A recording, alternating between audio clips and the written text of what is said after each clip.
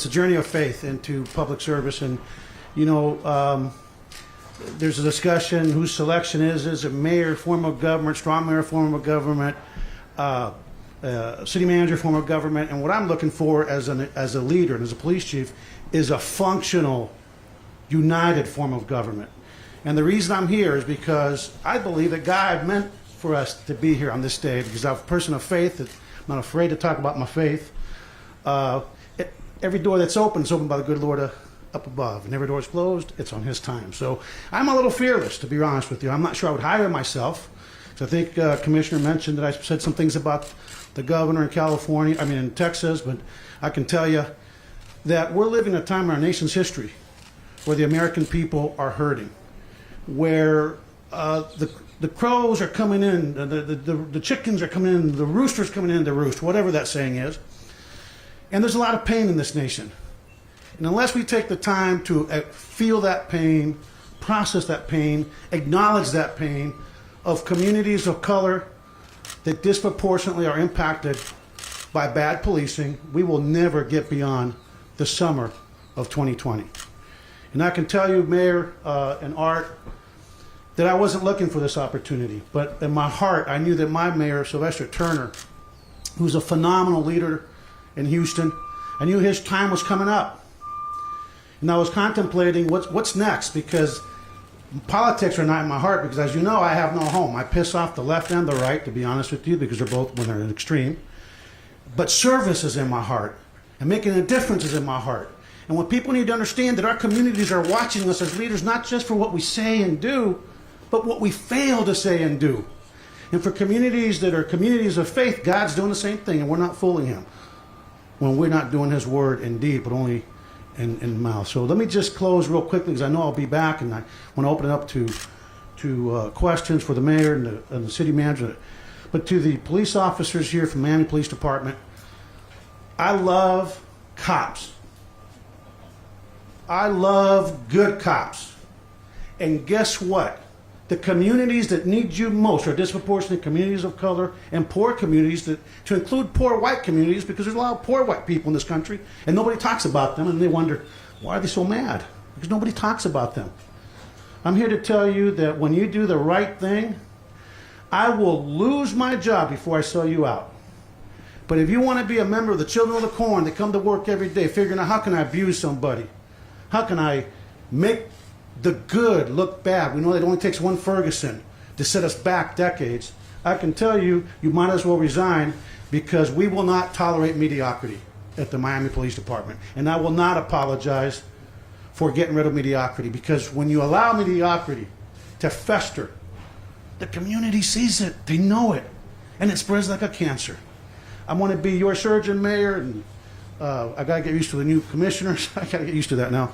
And city manager, but I can tell you how you guys pulled this off. It was really, it was God's work. And this man, I met him, but almost 4 years ago, 3.5 years ago, we were, as the president of the Major State Chiefs, we had to go to Washington to talk about universal background checks, and to talk about how do we make our streets safer from violence. Not how do we take away guns from law-abiding Americans of sound mind, but how do we keep guns out of the hands, crime guns out of the hands of the criminals who's those children's faces out there. See, nobody's talking about the victims. Nobody's talking about those names. Nobody's talking about the police officers. My 3 police officers I buried last year. Christopher Brewster, and I better not start saying the names, I'm gonna start crying. But they were shot and killed. We're not gonna forget their sacrifice. So thank you for calling me, because the day that I met you with Jorge Colina, you know, as Cubans, one of the things that we have is that we can assess people real quick, right? Mi mamá me decía, óyeme, en 2 minutos que conocía, ese no sirve, ten cuidado con ese. We can assess people, and we're in the people business, relational policing. It's about transparency, it's about respect, it's about engaging people in the good times so you can build the emotional capital that's sure to come, that you're gonna have to draw on in the bad times. And it's about accountability. And accountability is a two-way street. And when we do that, we'll build trust. But this man and Art Noriega is they're closers. Where is he? Where's Art? Oh, there he is.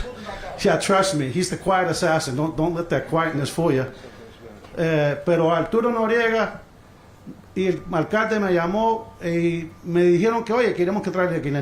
Si mi papá y mi mamá lo habían dicho, el día 12 de diciembre de 1968, llegó este niño, 4 años y medio, a la Casa de Libertad aquí en Miami.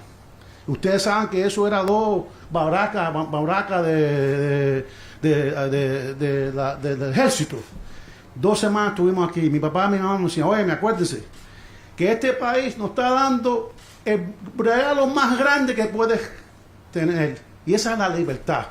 La libertad de perseguir tus sueños, la libertad de hacer lo que tú quieras hacer. Y también nos dijo, que acuérdate que el peor día en los Estados Unidos con la libertad es mejor que el mejor día en el comunismo. Así que quiera decirme que soy socialista, que me diga mi cara, porque yo soy gusano, padre gusano, y seguimos siendo gusanos. And I will close in English real quick. 12/12/68, we got here. If somebody would told my parents that we'd be coming back here, they'd say, it'll never happen. But he took us to California to be with my aunt and uncle, and he wanted us to assimilate to this culture. But my father told me, and told my brothers and sisters, just remember, we have gotten the greatest gift of all here in Miami when we got to the House of Liberty, the process as refugees, the gift of freedom. And never forget that the worst day with the freedom that we get in the United States is better than the best day under communist rule in Cuba. So thank you, Mayor, thank you, City Manager, thank you to the commissioners for welcoming me, and HPD to Miami PD. If you think that you have figured me out, good luck, because I tell you right now, nobody thought I'd be here. Don't try to predict me, but you can know this. I got your back. We're going to go work. We're going to move on, and let's start making some chiefs, because I see a lot of good people here. God bless you all. I look forward to this opportunity.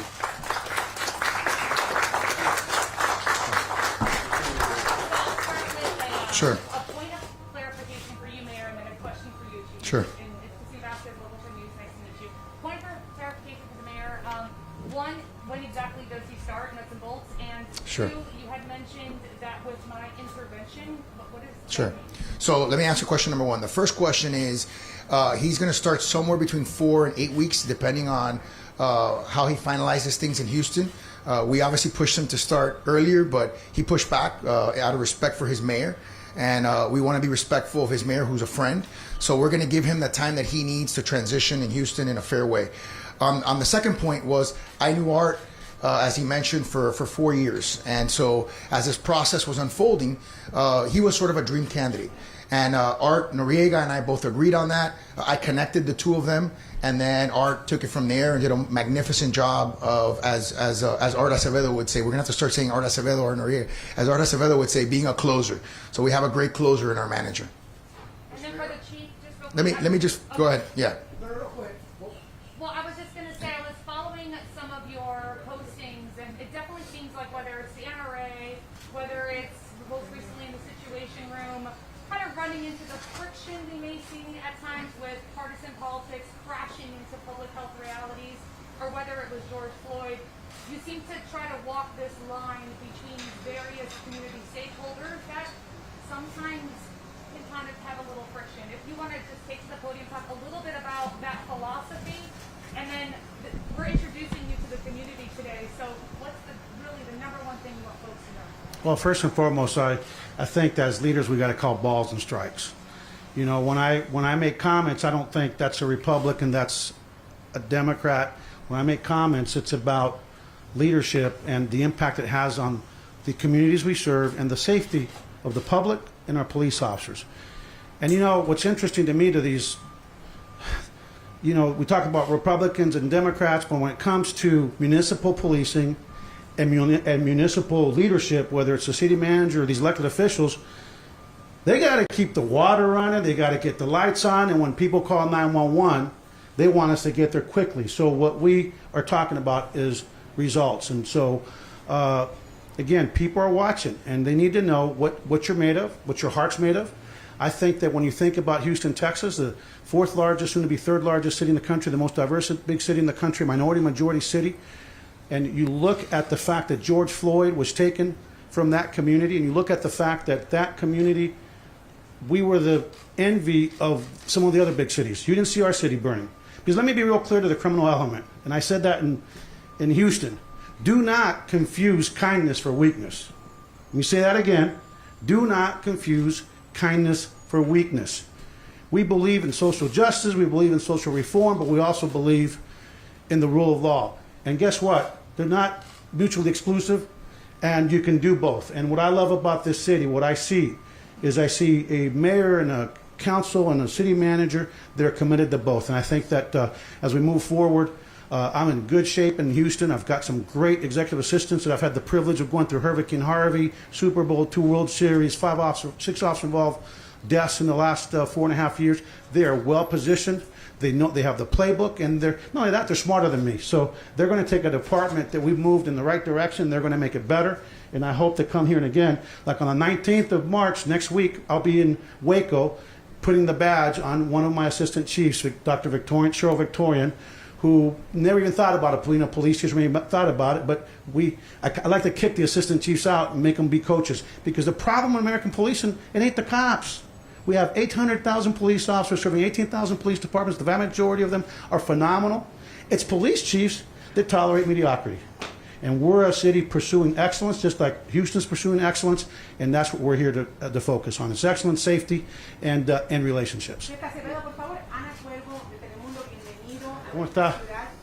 Le quería hacer una pregunta. Desde el verano, especialmente en nuestra comunidad hispana, aquí se vio una división que está a favor de la policía o a favor de la manifestación, y lo que protestan es contra el abuso policial. Según el comisionado Russell, usted piensa que eso no tiene que ser dos polos opuestos. ¿Puede explicarle eso a la comunidad? Mira, porque la verdad es que no es uno a la otra. Los que están protestando no están protestando los policías buenos. Los que están protestando son los socotrocos que abusan, los abusadores. Y al fin del día, la comunidad que está protestando no dice que no quieren policía, lo que quieren mejor departamentos policíacos. Y quiero decirles que los que lo apoyan más a nosotros son los que están protestando, porque desgraciadamente muchas de esas comunidades que son comunidades de color, el crimen sabe no lo afecta a esa comunidad. And what I said is that, she asked really quickly, this summer in Miami, you had people protesting the police and people talking about law and order. And what I explained is that the folks, you can do both. You can protest bad policing and still support policing. And you can solve crime and hold people accountable, but following the constitutional requirements that we are required to follow as police officers and soldiers of the law and servants of the law, and as a police services agency. Chief, Lord Shepherd with NBC here in Miami. First of all, welcome. Thank you. I'm sure that the mayor and Ms. Noriega, they're bringing mine to watch you on a day like today. This building, and that was it for you. But big picture, tell me why you made the decision. And secondly, when you get here and up to speed, how do you balance when you have cases and complaints are made about the transparency for the community versus the due process rights of the officers you need? Yeah, first of all, I do believe in transparency, but let me just caution the community. You've got to be careful, because when bad policing happens and God forbid somebody loses their life, I can guarantee you I'm going to do the right thing, and I know what bad police looks like, and I know what good policing looks like. But everyone is entitled to due process, and keep in mind that police officers are going to have due process like everybody else, and if you do not follow the process, you can potentially put an administrative case at risk where you end up with a bad police officer, and you can put a criminal case at risk. I remember in Austin we had a really bad officer-involved shooting. My community wanted me to release the video, and that's a very progressive community in Travis County, and the jury pool is going to be reflective. And I explained to these activists, if we release this, and it could potentially lead to a change of venue that can go to a community 50 miles from here that's not reflective of the values of this community. There's unintended consequences. So I will promise you that we will always explain to our community, keep them up to speed, be as transparent as the law allows, but we'll also follow the process, because they joked at me in Austin when I got there. The union said, hey man, when you fire somebody, it's 50-50 proposition. It goes to arbitration, 50% of the cops get their jobs back. Well, I told them that's going to change, because I plan when I fire somebody, I will see that firing through the end. I will go and I will testify, because no one will be able to actually defend my position and my reasoning but me. And I'm batting 975. Not to brag, but the good cops deserve bad cops to be shown the door. Chief, what are your thoughts? Because this department, our department, blessings, but also sometimes the negatives that may not tell the whole story. Yeah, I mean, look, they say a picture shows 1,000 words, a video shows a million words, but just remember that you've got to, there's a lot, angles matter, there's a lot that goes into these things, but I promise you, I'm not a wallflower when it comes to discipline and calling out bad police. And you can do your research, you'll find out that I'm not a friend of bad cops, but I will stand up for good cops. Yes, ma'am. Chief Crookshank over CBS4. So we talked a lot about how Miami is smaller than Houston in size, police department, budget. So why Miami? Hey, because Miami is the gateway to the Americas. Miami is the gateway to Europe. Miami is probably, when you look about the influence of this city and the vision of the leadership with the city manager and the mayor and the council, Miami is a city on the move. I mean, look around you. I couldn't believe when we went to dinner last week with Art and his beautiful wife, Michelle. First of all, I felt like family. That's supposed to be awkward, right? We were laughing, and when we started walking around downtown, we've been coming here since 1975 after we left, and we couldn't afford to come back to visit from 68 to 75. As refugees, you know what I'm talking about. But when we started walking around downtown, commissioners, and all your districts, Little Havana, I mean, everything is just, what a job. I want to be part of that. And again, my time was coming up. I had opportunities with the federal, with this administration, the Biden administration. I had opportunities in Los Angeles, but my heart was here. And I said Art because Art and the closers here, and ultimately the department. I think it's a great department, but I think that sometimes you don't know what you don't know, and I want to bring perspective that show them how to do things just a little better. Two more questions here, and then we'll wrap it up. Thank you. What do you see as the most pressing community issue with police in Miami? And do you plan on bringing any command staff? No. Okay. First, the most pressing issue here is, we're a reflection of the rest of the nation. It's really community trust, building trust. Every time in the world of social media, in the world of iPhones, anytime there's a bad incident involving police officers anywhere in this country, no matter how few there are compared to the number of contacts and arrests and all these things, it goes viral. And it stays on cyberspace forever. And it stays on a 24-hour news cycle forever. I get hate mail as a police chief on something, and nobody knows where Ferguson starts and Miami ends. I mean, nobody even knows, right? You'll get hate mail 3 years on an incident that was 3 years ago in another city, and people are sending me hate mail like it was my city. So that's the challenge that we have. And that's why we have to engage through relational policing, which means every single contact we make, no matter what your role is at the Miami Police Department. If I say Houston every once in a while, please forgive me. But every contact we make may be our first and only contact with a member of this community, and it is the beginning of a relationship. So I expect the men and women of the Miami Police Department to conduct themselves in a manner where they make a friend and not a foe, because the court of public opinion matters to everything they do. Pay, benefits, how they're going to be treated by a grand jury, how they're going to be treated in a jury, how juries are going to believe them when they have to testify on behalf of our victims. So I'm ready to come. Last one. Phil Frazen, NBC, also good to see You look familiar. Yeah. Miami's a unique city. What's your thinking about working with the political dynamics, the leadership here, the mayor, the commission? What for people who oversee what you do? What's your thinking about how you'll be working? I think that what I love about Texas, right? And by the way, for those of you who don't like I love Texas. I mean, it is a wonderful state. That Texas bravado, don't mess with Texas. You don't understand it, kind of like Boston until you go there for the first time. But what I loved about Texas for 14 years is they appreciate straight talk. And what I love about this community is we're the same. We're going to speak truth to power. Especially Hispanic culture, we may fight, but we'll love each other and we'll fight with respect. And I think what we've lost in our country is that we've lost the art of disagreeing without becoming disagreeable. I don't care who you voted for. I don't care what party. All I care is what's in your heart, right? And what do we want to do? What do we want to accomplish? So I think that mi mamá decía que no tiene pelo en la lengua, right? No tiene pelo en la lengua. Doesn't have any hair on his tongue. That means he'll tell you what it means. You will always know what I'm thinking, because familiarity does breed trust. So I look forward to working with you. Thank you all very much. Una